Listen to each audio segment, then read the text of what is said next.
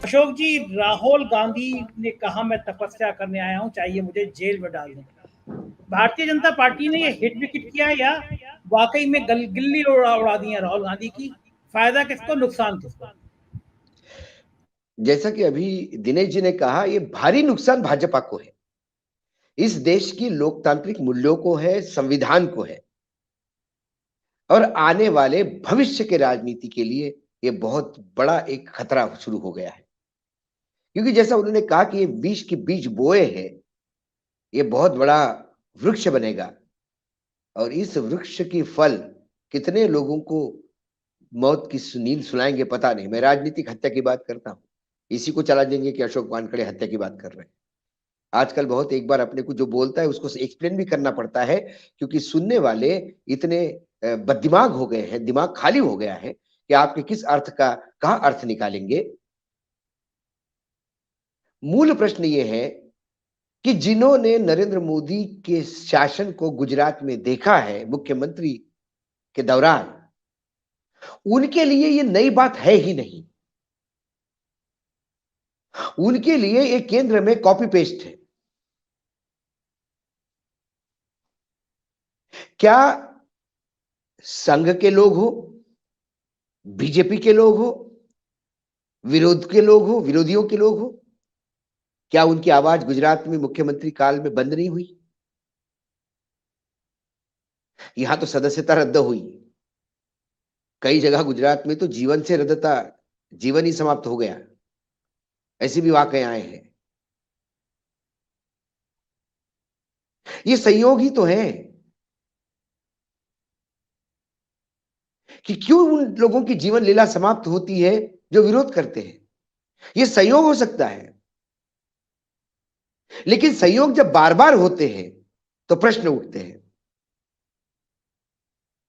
और वो प्रश्न भी उत्तर मिलने पे समाप्त हो सकते हैं। लगातार प्रश्न उठते जा रहे हैं, उठते जा रहे हैं, उठते जा रहे हैं। पता नहीं वो कौन सा अंधा कुआं है, अभी तक आवाज ही नहीं आ रही। 2014 से लेकर लगातार सवाल उठते आ रहे हैं, सवाल अंदर डालो, आवाज ही नहीं आती। कितना कुआं खोल है, ये कितने बेशरम है कि सवाल पचाए जा रहे हैं, पचाए जा रहे हैं, जवाब नहीं देते, और सवाल पूछने वाले की आवाज बंद कर देती।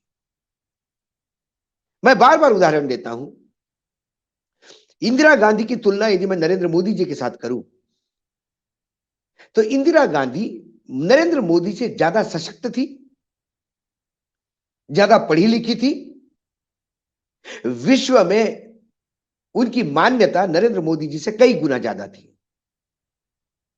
क्योंकि वो मान्यता नेचुरल थी। अपने पैसों से ढोल भेज के, बजा के, लोगों को नृत्य करवा के और आवाज लगवा के, नारे लगवा के उत्सव नहीं मनाए गए थे। वो मार्केटिंग नहीं थी। जवाहरलाल नेहरू भी लंदन के रोड पे जब निकलते थे तो पूरा लंदन टूट पड़ता था जवाहरलाल नेहरू को मिलने के लिए। ना तब इलेक्ट्रॉनिक मीडिया था, ना तब कोई एक आईटी टीम थी जो कहीं और की विजुअल लगा के बता दे कि बहुत ज्यादा लोग टूट पड़े हैं। लेकिन इसके बावजूद जब इंदिरा जी के हाथ से इमरजेंसी लगी, जब इंदिरा जी को भी लगा कि वाकई इंदिरा इज इंडिया हो गया है, तो इस देश की जनता ने, जो आज के परिप्रेक्ष्य में कम पढ़ी लिखी थी, अशिक्षित थी, गरीब थी, लेकिन आत्मसम्मान के साथ जीने वाली थी और मूर्ख नहीं थी।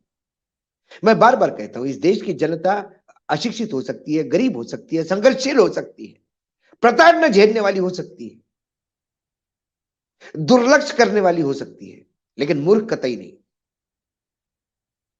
क्या जनता ही नहीं समझती कि इससे ज्यादा क्या जनता 1900 जब से देश आजाद हो गया, अंग्रेजों के समय से जनता भाषण और तकरीर सुनते आ रहे हैं, बड़े बड़े जलसे सुनते आ रहे हैं।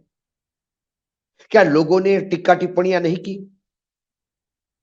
क्या 50 करोड़ की गर्लफ्रेंड यही बात नहीं हुई थी? क्या किसी महिला के इलाज का खर्चा भी राजनीति में विषय हो सकता है? बात तो हुई थी ना। किसी महिलाओं को दीदी दीदी कहना, ये बात तो हो गई थी ना। लेकिन किसी को शूर्पणखा कहने पे भी उसने उसको हंसी मजाक करके टाल दिया, उसको राजनीतिक टूल नहीं बनाया।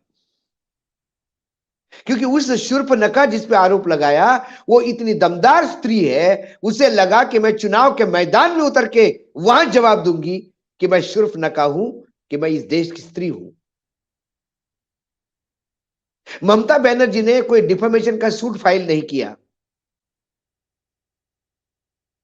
ना किसी को करने के लिए बोला, क्योंकि ममता वो शेरनी थी, वो जानती थी कि मैं जिस दिन दहाड़ूंगी मेरे लोग, मेरे अपने बंगाल की अस्मिता होगी। और उसने दिखा दिया चुनाव की राजनीति में। चुनाव के नतीजे आ गए, औंधे मुंह गिर गए आप। लोग चुनाव की रास्ते से, जनता की अदालत से न्याय पाने का प्रयास करते हैं। जिनको जनता की अदालत से डर लगता है वो ये शॉर्टकट ढूंढते हैं कि किसी की सदस्यता, क्या हुआ सदस्यता रद्द करके? माइक म्यूट करोगे तो लंदन तक आवाज जाएगी, यूरोप तक आवाज जाएगी। चैनल से लोगों को निकाल दोगे तो यूट्यूब शुरू हो जाएंगे। यूट्यूब बंद कर दोगे तो बसों में जाके लोग बोलेंगे। आवाज किसी की बंद नहीं कर सकते। जब इमरजेंसी में इंदिरा जी नहीं बंद कर पाई, जो जिनको मैंने सबसे ताकतवर कहा, ये तो उनसे 50% है। कितनी लोगों की हत्याएं होगी, कितने लोग जेल जाएंगे? 165 करोड़ का देश है ये। और जब देश को लगता है कि उनके सर पे आई है तो रास्ते पे निकलता है गुरुजी। जब लोगों को लगा कि भ्रष्टाचार अति हुआ तो नाम अन्ना हजारे का हुआ, लेकिन जनता तो रोड पे स्वयं आई थी।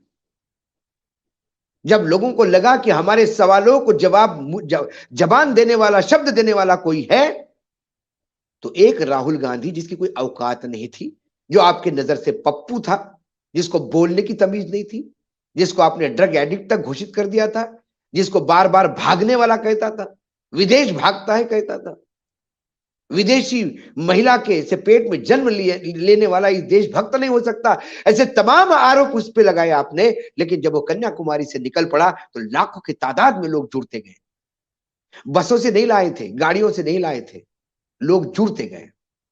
आप उससे डर गए? आप उस राहुल गांधी के बदलते हुए परिवर्तन, उसका पप्पू का टैग जाने से आपके पेट में गोला आ गया, आपके पैरों की जमीन खिसक गई? क्योंकि आप अपने बलबूते पे चुनाव नहीं लड़ना चाहते हो, आप दूसरों को बदनाम करके चुनाव लड़ना चाहते हो। आप ये नहीं कहते हो कि मैं हूं भाग्य विधाता, मुझे वोट दीजिए।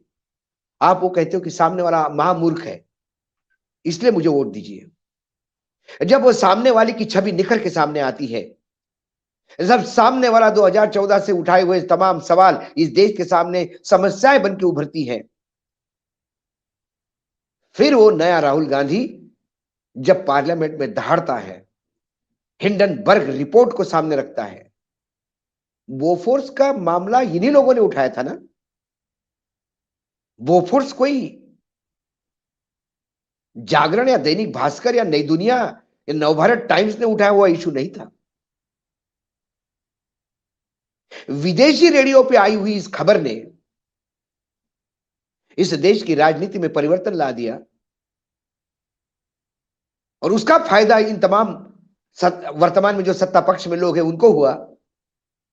तब अब हिंडनबर्ग रिपोर्ट विदेशी हो गई। आज राहुल गांधी ने सही कहा, ये 165 करोड़ लोगों का देश है। ये हमारे तमाम पूर्वजों ने खून पसीना एक करके आजादी ली, वो देश है। बाबा साहेब आंबेडकर के नेतृत्व में, अध्यक्षता में बनी हुई समिति ने बनाई हुई संविधान का देश है, या फिर ये अडानी का देश है? इंदिरा इज इंडिया बोला तो बवाल हो गया था, ये तो अडानी इज इंडिया हो गया। कैसा अडानी के ऊपर हमला, इस देश के विकास के ऊपर हमला हो गया। 5 जनों को जवाब देना होगा, अंकलेश्वर अय्यर को जवाब देना होगा। वो सवाल तो हम भी पूछ रहे हैं।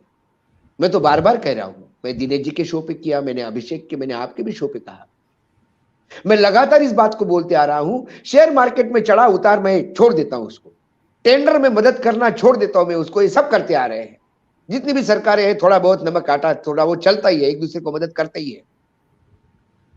कल संजय जी मुख्यमंत्री बन जाए यूपी के और दिनेश जी और मैं किसी टेंडर के साथ जाए तो थोड़ा बहुत तो सॉफ्ट कॉर्नर हमको होगा ही, या मेरे शो पे आते थे बेचारे तो आप बहुत बनवा मेहनत दीजिए, करते आप थे, बनवा थोड़ा बहुत तो दीजिए, मदद कर ही दूंगा, ये हर जगह होता है भाई, कौन कहीं बनवा करेगा, हर जगह करेगा। अशोक जी बनवा दीजिए आज। मैं उसको भी मान देता हूं, चलो ठीक है, वो भी हो जाएगा, वो भी चलता है, टेंडर तुमने दिया उसको पोर्ट दिया, वो सब कुछ दिया। अहम सवाल, ऐसी कंपनियों का पैसा मेरे देश की उन कंपनी में लगना जो स्ट्रेटेजिक सेक्टर में, जो लॉजिस्टिक, पोर्ट्स, एयरपोर्ट्स और डिफेंस सेक्टर में काम करती है, जो अन्न भंडारण में काम करती है, उसमें क्या पाकिस्तान का, चाइना का, ड्रग का, आतंक का पैसा है? यह सवाल पूछने का तो अधिकार मुझे है, मैं टैक्स देता हूं। नरेंद्र मोदी जी और अमित शाह जी सुबह चाय पीते होंगे तो उनके खर्चे भी सरकारी खर्चे होते गुरुजी, उसमें कुछ कंट्रीब्यूशन हम सब चारों का है, हम सभी टैक्स देते भाई। हम इससे टैक्स पेयर कोई नहीं होता तो अभी जेल में होता। 24 घंटे हमको भी निहारा जा रहा है, देखा जा रहा है दूरबीन से। तो इतना तो पूछूं मैं कि देश की सुरक्षा और देश प्रेम का ठेका आपने लिया है। मैं महाराष्ट्र में पैदा हुआ तो ये मेरा ये दोष है, मैं गुजरात में पैदा नहीं हुआ इसलिए मैं देशभक्त नहीं हो सकता,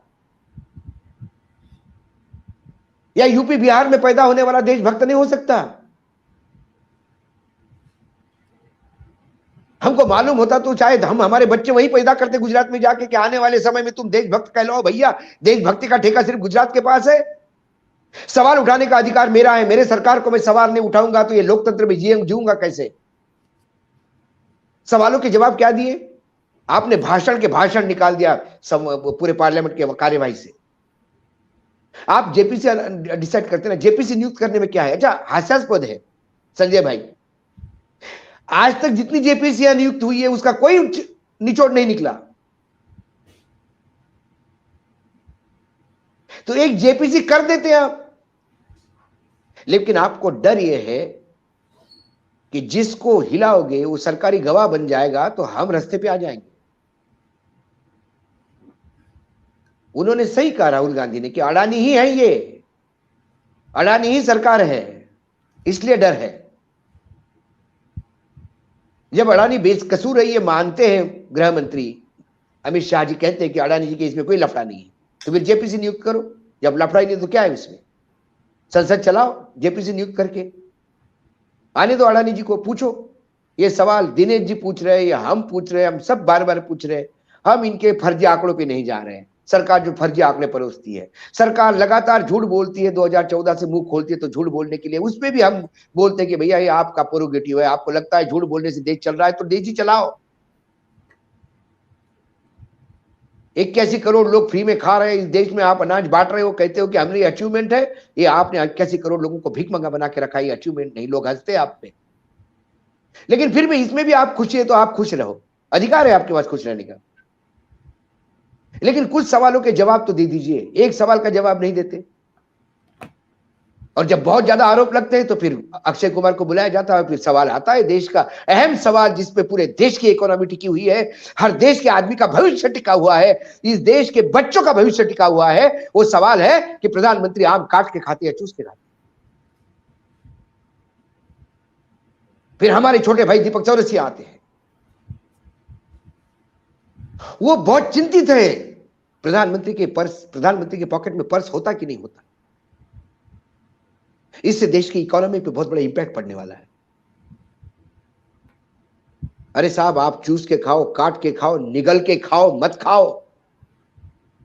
पर्स रखो, किसी और को पेमेंट करने के लिए बोलो, हमको कोई मतलब नहीं है। इतना बता दो, ये अडानी जी की कंपनी में पैसा कहां से लगाया? अशोक जी, राहुल गांधी ने एक बात बहुत बढ़िया कही, आज आप उस प्रेस कॉन्फ्रेंस पे से बात कर रहे हैं, उन्होंने एक बात बहुत बढ़िया कही। उन्होंने कहा कि विपक्ष के हाथ में एक हथियार दिया है आपने, और अब अडानी ये बोफर जैसा गांव-गांव स्प्रेड हो गया है।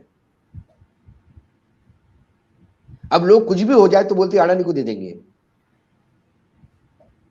पुना की एक महिला इसलिए सरकार को उसने वोट नहीं दिया, बोले पुना में शनिवार वाड़ा है, हम बहुत प्यार करते उससे, ये कल अडानी को बेच देंगे। मैंने तो आगे जाके शायद आप ही के प्रोग्राम में कहा था संजय जी कि सुबह बेल बजेगी, दरवाजा खोलूंगा, बोलेगा are you mister Ashok Wankhede? मैंने हाँ। ये आपका आधार कार्ड है, नंबर है? मैंने बोलूंगा जी बोलिए। 2 दिन के चलिए आप हमारे साथ। क्यों चलूं भाई, आजाद मुल्क का आजाद व्यक्ति हूं। बोले नहीं, आपकी 2 दिन की सर्विसेज सरकार ने अडानी को बेच दी है। अब अडानी के ऑफिस में आपको 2 दिन निःशुल्क काम करना पड़ेगा, चाय पिलानी पड़ेगी। तो मैंने बोला मेरे को तो कोई काम आता नहीं, आप पत्रकार है ना? हाँ, तो आप अडानी के कंपनी के प्रेस रिलीज बनाएंगे। सरकार ने 2 दिन की सर्विसेज आपकी अडानी जी को बेच दी है, मुझे जाना पड़ेगा। और फिर सरकार कहेंगे कि कुछ मक्कार है जो घर में बैठ के रोटी तोड़ना चाहते, काम नहीं करना चाहते, वो अशोक वानखड़े जैसे फालतू आदमी इसीलिए बोल रहे हैं कि हम अडानी की कंपनी में नहीं जाएंगे। देश, सारा पूरा देश अडानी जी के कंपनी में काम कर रहा है। ये भी हो सकता है आने वाले समय में। अशोक जी, अभी मैं देख रहा था सुधीर चौधरी जी अमित शाह का इंटरव्यू ले रहे थे, उन्होंने भी कल परसों की बात है, उन्होंने भी पूछा कि आपने वजन कम कर लिया, इसकी तरकीब क्या है? हमें कितना गंभीर सवाल पूछ रहे थे वो। मुझे ही पूछते वो। अमित शाह जी ने उनको बताया कि नहीं पता है, क्योंकि मैं सुधीर चौधरी को तो पत्रकार नहीं मानता। जो लोग दलाली करते हुए जेल जा काट चुके हैं, जिनके ऊपर जिनके वीडियोज मार्केट में आए हैं, जो नेताओं से फोन कर करके, ये हुड्डा जी की कृपा है, इनकी पत्रकारिता, ये कांग्रेस की ही देन है। मैं बता रहा हूं, बहुत सारी चीजें मूल में जाओगे तो इसमें कांग्रेस का ही पाप मिलेगा आपको। जो अभी कहा कि अध्यादेश फाड़ा नहीं होता तो शायद राहुल गांधी बाहर रहते, ये ऐसे ही देन है साहब ये। तो वो जो लोग हैं जिनको पुल हिलने से लोगों की वजह से पुल गिराते हैं, और ममता के यहां पुल गिरता तो भ्रष्टाचार का गिरावट होती है, भ्रष्टाचार पुल गिराता है। और जब मोरवी में पुल गिरता है तो लोग गिराते हैं। ये पत्रकारिता के बहुत उच्चांक स्थापित करने वाले लोग हैं। यदि ये पत्रकार है तो हम पत्रकार नहीं, और यदि हम पत्रकार हैं तो ये कतई हमारे लाइन में बैठ नहीं सकते। इसीलिए वो उनको पूछते हैं। लेकिन मैं एक बात तो बता दूं कि ये तो मुझे अमित शाह जी ने खुद कहा था कि वजन कैसा बंद करना है। बीजेपी के दिवाली के मेले में जब हम पहुंचे तो बहुत सारे लोग थे और वजन कम करने की बात थी, तो गडकरी जी ने कहा कि आपको तो ऑपरेशन कर लेना चाहिए। तर अमित शाह जी ने इतना जरूर कहा था कि अशोक जी ऑपरेशन मत करिए, जैन बनिए। मैंने बोला जैन कैसे बनते हैं?